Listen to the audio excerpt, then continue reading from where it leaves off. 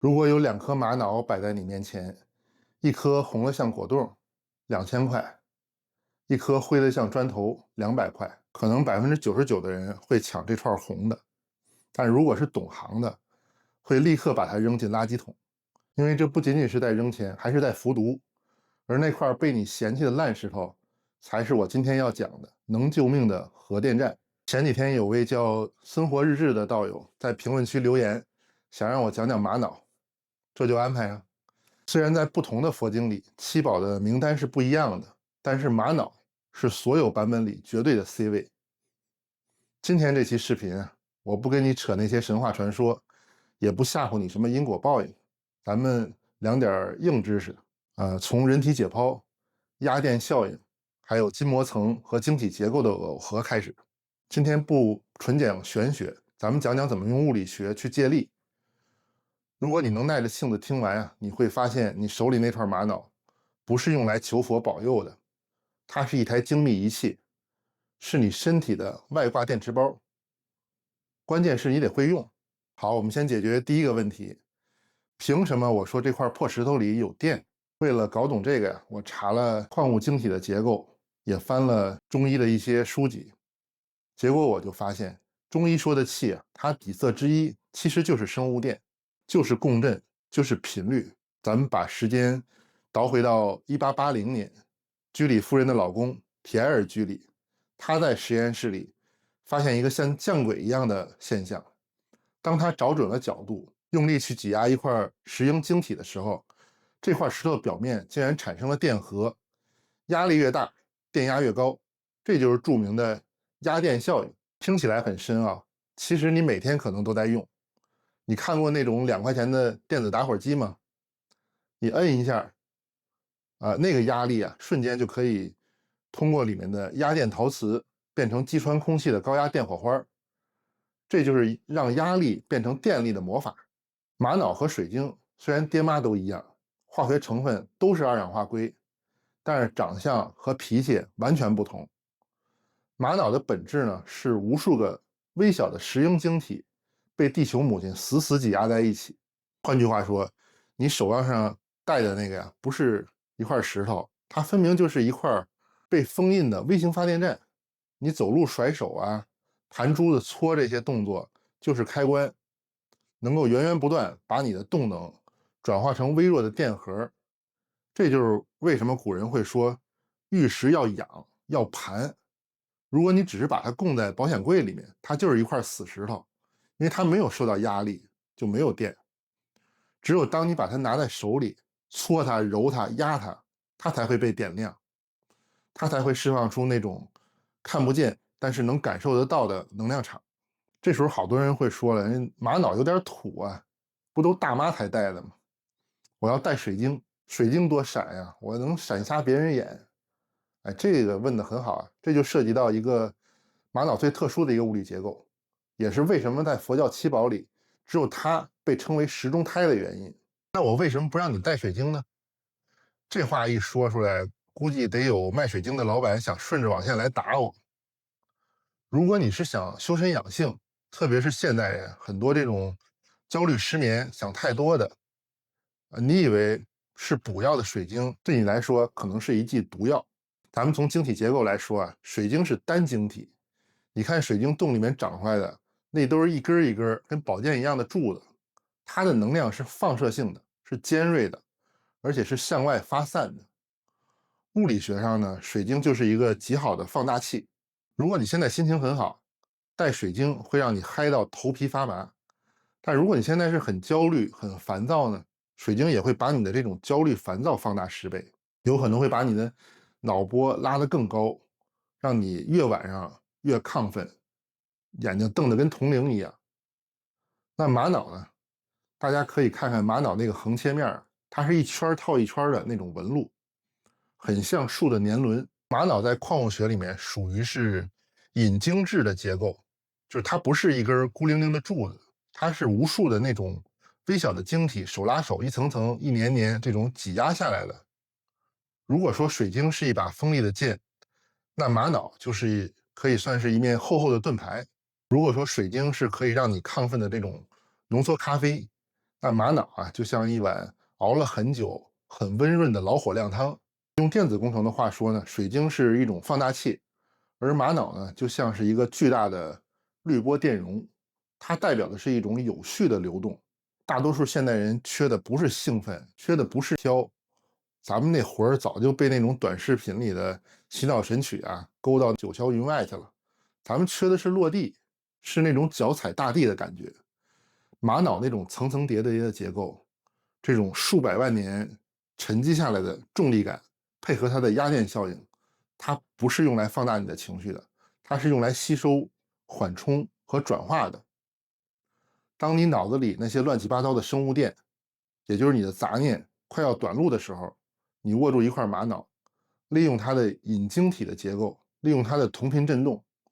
就好像在波濤洶湧的大海裡面轟一下扔下一個幾噸重的船锚，瞬間就能穩住。所以如果你是想去夜店蹦迪，或者是去談那種分分鐘幾個億的大生意，你需要亢奮，你可以戴那個鈦晶，戴发晶。但如果你是想睡個好覺，想讓那種狂躁的心情靜下来，想治治你的精神內耗，那你就把那个水晶扔了吧。你需要的是一塊老實的瑪瑙。講到這兒，可能好多理科生的朋友還是不服氣。你說半天石頭有電，可是石頭有電關這個肉體什麼事兒呢？難道人體也是通電的？嘿，這還真猜對了。我得告訴你一個已經被生物物理學證實的秘密。你的骨頭、你的筋膜本質上和這塊瑪瑙一樣，都是壓電晶體。人就可以看成一塊會走路的活晶體。為了講清這個問題啊，咱們得先解決一個中醫被罵了快100年的黑鍋：經絡到底在哪兒？我原來有一次跟一個西醫外科的朋友吃飯，他喝多了就直接罵我說：“你們中醫都是騙子，我天天做手術也沒看見你們說那個經絡呀，血管能看見，神經也能看見。那經絡在哪兒啊？那是不是臆想出來的呀？”哎呀，當時我也懶得跟他說，就靜靜看着他唄，跟看一個無知的小學生一樣。那為什麼外科醫生找不到經絡呢？因為傳統的解剖學從根兒上就瞎了，他們把人體裡最重要的真神當成了垃圾，直接丟進廢料桶裡了。大家在廚房裡面切過牛腱子嗎？或者撕過雞胸肉嗎？當你把那一層紅色的瘦肉和白色的肥肉剝離的時候，哪怕你沒學過醫，你肯定見過，就是那層連着肉扯不斷白花花的那個筋皮子。在傳統的解剖課上，老師會教學生把那些礙事的白膜給刮掉，刮乾淨，別擋着我看肌肉，別擋着我看血管。於是這一層遍布全身無所不在的這個白色網絡呀，就被當作包裝廢料扔進垃圾桶了。但是隨着顯微技術的進步，最近這20年，醫學界終於驚醒了，他們發現這層被傳統解剖學視而不見的邊角料，才是人體真正的主神。它的學名現在叫做筋膜。請閉上眼睛想一下，如果把你身體裡面的骨頭、肌肉、血管、內臟全部拿走，只留這一層筋膜，你仍然是一個完整的人形，就像一件天衣無縫的3D 緊身衣，把你從頭到腳五花大綁。關鍵的是這層膜它不是死的，在活體的狀態下，注意啊，就是活人身上，在有這種體液的滋潤下，它是流動的，它是發着光的，它是一張巨大的晶瑩剔透的生物光纖網絡。這張傳統解剖學扔掉的網，其實就是中醫用了幾千年的經絡的重要組成部分之一。為什麼針灸扎在腳上能治頭上的病呢？它就像一個立體的蜘蛛網一樣，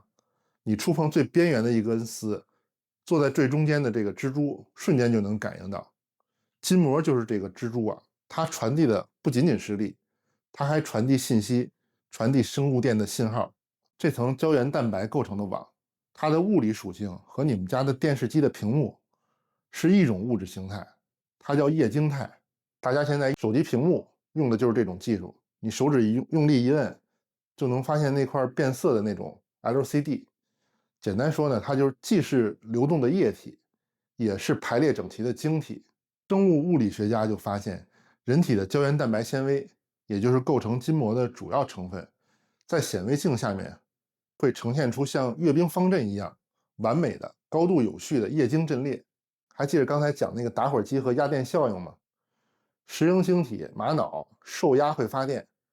那如果是液晶态的胶原蛋白这種筋膜受压呢，它也会发電。这是生物物理学上已经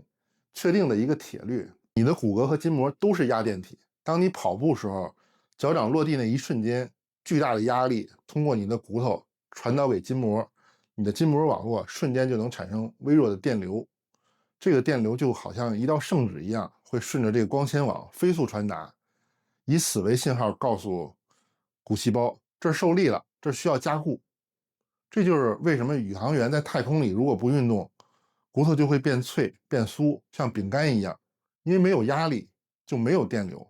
沒有電流就沒有修復。這是造物主給人類留的一個後門。你看大自然的二氧化硅的晶體，人體的生物液晶體，雖然一個是石頭一個是肉，但它們的操作系統是兼容的，它們都是壓電體，它們都能把壓力轉化成電力，它們也都有着固定的振動頻率。這就是為什麼瑪瑙能夠影響人體，這不算什麼神佛顯靈啊，這是同構共振。你可以做一個小實驗啊，就是在你房間裡放2把吉他，用力撥一把吉他的一弦，你會發現另外一把吉他的一弦自己也會跟着振動起來。當然前提是你這2個吉他物理距離不能太遠，而且那個一弦的調音調的都比較準，最好一模一樣。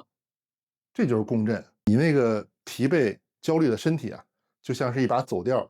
琴弦都快斷的破吉他，因為熬夜啊、焦慮啊、壓力啊，你的生物電頻率是亂的，你的筋膜也有粘連的，也有短路的。而這塊瑪瑙呢，就是那把永遠音準完美的吉他，它經過幾億年的地質擠壓，它的晶體結構極其穩定，它的頻率永遠是恆定的。當你把它貼在皮膚上，用特定的方法去摩擦它，激活它的壓電場，它釋放出那個穩定的電場，就會強迫，注意啊，是強迫啊，它就會像一個拿着皮鞭的教官一樣，把你體內那些亂成一鍋粥的生物電強行踢正步，排成行。所以別再說中醫不科學了，不是中醫不科學，是你們那點可憐的科學知識解釋不了這麼高維的智慧。那既然原理解釋通了，具體該怎麼操作呢？是不是買塊瑪瑙掛脖子上就能變超人了呢？想得美啊！壓電效應前提是壓，你不壓它，它就沒電，沒電它就是一塊漂亮的石頭廢物。我會教大家2套簡單的瑪瑙物理激活術，不管你是想補腎陽還是想通心脈，學會這2招就能讓你手裡的瑪瑙實現價值最大化。好多人買了瑪瑙手串往手上一戴就不管了，甚至還得意洋洋地說這就叫人養玉，玉養人，我帶着它就是在養它。你那不是叫養玉，你那是給石頭判了無期徒刑了。你把它掛手腕上掛脖子上，除了洗澡睡覺不摘，一天跟它互動的次數是0。回想一下剛才講的物理原理啊，壓電效應前提是什麼？是壓呀，你沒有壓力就會沒有電力。如果你只是把它靜靜地掛在那兒，它內部的晶格是沉睡的，它的電壓是0，它對你那個亂七八糟的生物電場起不到半毛錢的作用，它就是一塊冰冷的漂亮的石頭。所以得記住了，瑪瑙不是用來戴的，瑪瑙是用來用的，你得去折磨它，你得去給它下指令。這個在佛家和道家的修煉裡面叫主動修持。怎麼修持呢？非常簡單，就2個字兒，摩擦。哎，別亂想啊，我說的是正經的物理學。物理學上面摩擦是產生高頻震盪和熱能的最快方式。當你用力摩擦瑪瑙的時候，你不僅僅是給它加熱，你是通過高頻的機械擠壓，瞬間激活了它表面成千上萬的這種壓電晶格。那一瞬間它放出那個電場強度是你平時掛着的幾百倍。所以瑪瑙物理激活術啊，不需要你打坐，不需要你吃肉，只要你有雙手，只要你手邊有塊瑪瑙，現在立刻就能做。第一招呢叫勞宮啟動術，這招專門克那種心浮氣躁、手腳冰涼，還有那種感覺自己像個氣球一樣隨時要炸了的人。大家把手掌伸出來，把手握成拳頭，中指的指尖點到的那個凹陷就是掌心的正中，這個就是勞宮穴，它是心包經的大穴，在能量學裡面呢，它是你身體裡面的正负极接口。如果你有瑪瑙把件呢，最好是那种大塊的鹅卵石形狀的，就把它放在你左手的手心，就是劳宫穴這個位置，用右手的手掌蓋住它，就像2片面包夹芝士一樣，把它死死夹住，然後開始搓，別溫柔的摸啊，得搓，就跟你在那個原始森林快凍死的時候拼了老命钻木取火那样，你不拼命搓，今晚就得冻死，速度加起来，压力加上去，继续別停，讓這個瑪瑙啊在你這個2個勞宮穴之間瘋狂滾動，去擠壓它每一個面，摩擦它每一個紋路，持續一段時間，然後停下來，双手合十，夹着这個瑪瑙，閉上眼睛，深呼吸，感受你這個手心現在的感觉是不是不僅僅是熱？如果只是皮肉摩擦，那種熱是乾燙的，很快就会散。但如果你用瑪瑙啊，你仔細體會，你手心裡面會有一個好像是握着一杯溫水一樣很厚重的那個暖流，甚至如果你經絡比較敏感啊，你能感覺到指尖會有一種酥酥麻麻像觸電一樣的針刺感，而且這種針刺感有可能會順着你的手腕一直往上爬，爬到你胳膊肘，爬到心臟。恭喜啊，這就叫得氣，也可以叫通電吧。剛才那一瞬間呢，你就利用瑪瑙的這個高頻壓電釋放，強行打通了你這個擁堵的心包經，那種酥麻的感覺呢，就是你的神經系統和筋膜網絡在重啟。每天早上出門前或者開那種讓人抓狂的會之前，花1分鐘，死命搓一搓你的瑪瑙，把它搓燙了，再帶回手上，你就能發現你那天的氣場是穩的，誰都別想激怒你。學會了通心經，咱們再講一個更剛需的補腎陽。這招呢可以叫命門補火法，專門拯救現在那種脆皮年輕人，好多那種腰膝酸軟，感覺身體被掏空的，一到下午就想癱在那兒那種。這招呢，我強烈建議大家用紅瑪瑙。在光譜頻率當中呢，紅色代表最底層的生存能量，它的振動頻率呢，最能引發人體深層的熱共振，就像冬天裡的炭火。中醫五行裡面，紅也是火，入心。但紅呢，能生土，土能制水，或者我們直接用最簡单的物理邏輯，我們需要一把火呀，把你那個冰冷的後腰給煨熱了。可以找2塊紅瑪瑙，或者把你手上那個瑪瑙串擼下來，哪怕就是那種幾十塊錢的南紅边角料都行，只要是天然的，只要是紅的，先把它按在桌子上，或者像剛才那樣用力搓热，要搓到燙手，搓到你能隱約能聞到焦味那種感覺，然後迅速把這2塊發燙的石頭反手按在你後腰最酸，這是命門或者腎腧的這個位置。如果找不着穴位也沒關係，你就貼在你後腰最凹陷、最怕風那個地方，別動，就這樣貼着，閉上眼睛啊，想象這2塊石頭是2塊高燒紅的炭，但是不燙肉，是一種溫潤的熱，你就會感覺到一股熱流，像冬天的太陽曬在背上一樣，嗖的一下就能鑽進去，而且能夠順着你的脊柱直接鑽到你的骨髓裡。然後再順着這個脊柱往上爬，一直爬到頭頂。這就是《黃帝內經》裡面說的腎間動氣。你用瑪瑙的壓電能量作為引子，可以把你體內快要熄滅的這種陽氣給重新點燃了。每天晚上睡覺前坐在床邊搓熱了5-3分鐘，比你亂吃各種補藥上火流鼻血安全10000倍，直接10000倍。因為這是物理治療啊，而且是能量灌注。講完了修身，最後咱們也講講修靜，就是大家很關心的風水。好多人問我說，我賺了不少錢，但是存不住，不是生病就是車壞了，要不就是被借錢不還，這怎麼回事啊？這在風水裡面就叫做財位漏氣，就是你的房子鎖不住能量，怎麼辦呢？找個東西把它堵上呀。找什麼呀？找那種瑪瑙的聚寶盆。大家可能在店裡面見過這種東西啊，就是外面就是那種土掉渣的那個玛瑙的皮，切開裡面全是那個满嘴獠牙一樣的那種水晶晶簇，好多人覺得這玩意兒俗，是暴發戶擺的。但我得說呀，這個是大自然裡面最符合物理聚能學的結構。拋開五行裡面說的这個土生金不談啊，咱們就只談這個物理。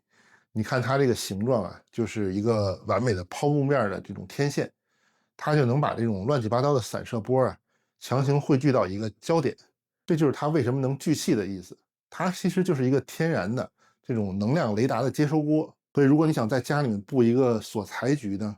就買一個這種瑪瑙的聚寶盆啊，不要買那種紫晶洞啊，那個太貴太大了，就買那種瑪瑙的雷公蛋就行，幾百塊錢便宜一大碗，性價比極高。那怎么擺呢？第一個是方位，就是你得擺在這個家的東南角，那個是家裡面的財位。第二個呢，一定得在這個盆裡邊放個引子。什麼是引子呢？真金白銀，你可以扔點硬幣或者放一張鈔票進去，這個就叫母錢。這就好像你給這個雷達設定一個搜索信號，就給我搜這種頻率的能量。第三步呢，也是最關鍵的，千萬別把它放在橫梁底下，也不要對着廁所門。橫梁壓頂，氣場是斷的，對着廁所吸進去的全是晦氣，那你這個聚寶盆就變成一個强力抽水馬桶了，專吸臭氣了。講到這兒，你是不是已經蠢蠢欲動，想去找找哪有瑪瑙？但是先別着急操作啊，還有一個很致命的問題我沒講。這個問題如果不解決啊，前面這些就全都白講了，甚至可能讓你把命搭進去。如果你手裡那塊瑪瑙是假的怎麼辦呢？如果你搓了半天，捂了半天，結果捂熱的是一塊充滿這種重金屬和膠水的化學毒藥呢？你每天摩擦這個假瑪瑙，你這哪是養生啊？你這給自己餵毒呢？想想啊，那種做這個作假的这個強酸重金屬，它就會順着你的毛孔往血管裡鑽，你敢想嗎？我看過報道說，市面上90%那種顏色特別鮮豔的，跟霓虹燈一樣那種紅瑪瑙、綠瑪瑙、藍瑪瑙，根本就不是大自然的產物，全是工業化學的產物，科技狠活。大家知道怎麼做出來的嗎？那場面就跟那個《絕命毒師》那個製毒現場一樣，就是他會把那種成噸的那種灰白色最廉價那個瑪瑙的廢料倒進一個大池子裡邊，池子裡泡着那個冒綠泡的強酸，混着致癌的硝酸鐵、氧化鉻，甚至是含汞的剧毒溶液。這種石頭要泡上整整幾個月，讓那種化學藥劑啊順着石頭的裂縫強行滲進去，然後再撈出來，送進幾百度的馬佛爐裡邊，拼命燒，把裡邊那種鐵離子燒紅，這就變成直播間裡邊那種幾百塊就能買到的所謂的極品南紅。除非你真花5位數去買有證書的真貨，否則你所謂那個撿漏那個南紅啊，有可能出廠前啊就經歷過這種折磨。這個過程中就發生2件很可怕的事兒。第一啊，就是在物理上它死了，高溫燒烤直接就會破壞瑪瑙內部的這個結晶水，晶體結構崩塌，晶格鎖死，那這壓電效應就沒了呀，徹底歸零，物理特性就全毀了。你帶着它就是一塊死掉的硬邦邦的有毒玻璃，沒有任何頻率。第二呢，就從化學上說，它就變成有毒的了。那些滲進去的重金屬染料是不穩定的，你在手上會出汗，汗也是酸性的呀。酸性汗液慢慢溶解石頭表面那種化學殘留，它就會通過你的毛孔滲到你的血液裡面，這就是經皮中毒了嘛。你想，你本來是為了通經絡，結果你每天往經絡裡邊灌重金屬，這不可笑嗎？所以啊，第一步鑑別真假，不光是為了省錢，還是為了保命。怎麼鑑別呢？不用送實驗室啊，不需要。教3招，很簡單的，只要你有眼有手，有個那個驗鈔筆，一眼就能看穿。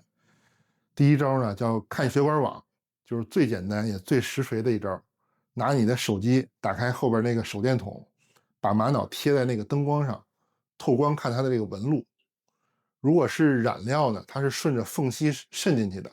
所以染色瑪瑙的那個顏色呀，一定會堆積在縫隙裡面，你就能看到它表面那個布滿了蜘蛛網一樣密密麻麻那種深色的細線，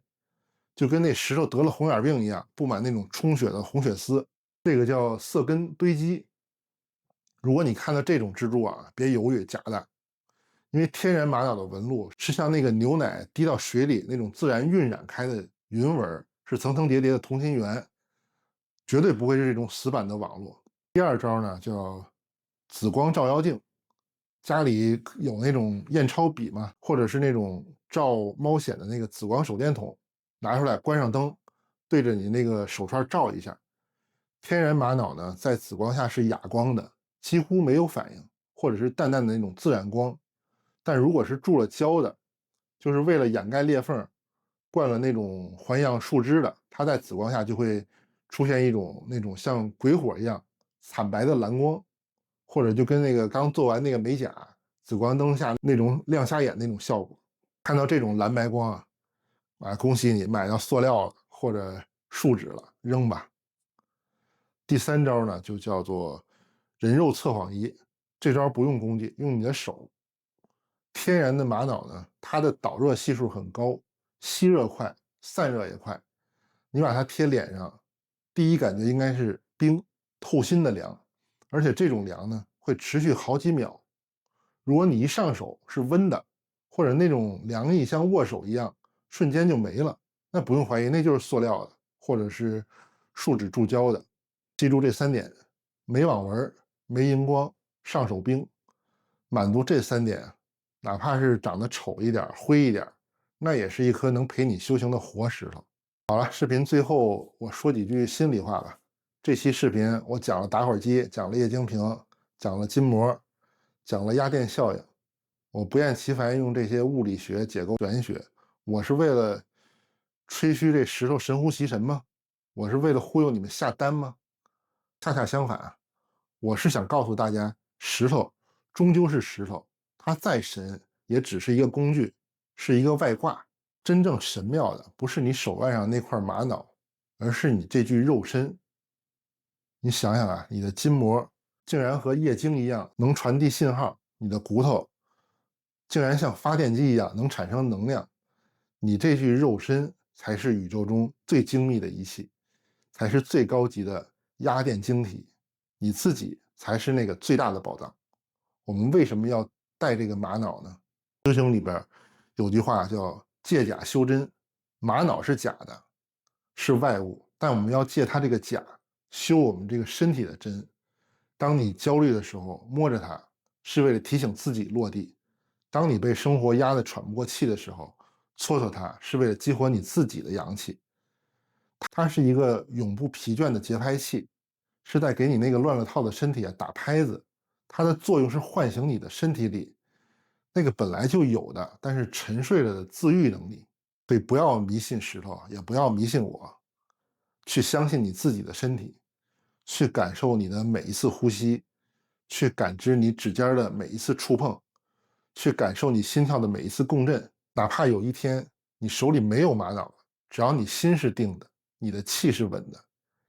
你自己就是最強的活水晶。我是一個試着用物理學解構玄學的小中醫。如果你覺得這期視頻對你有啟發，請點讚轉發，把你手裡那串毒瑪瑙扔掉，換一串醜石頭，開始你的主動修持。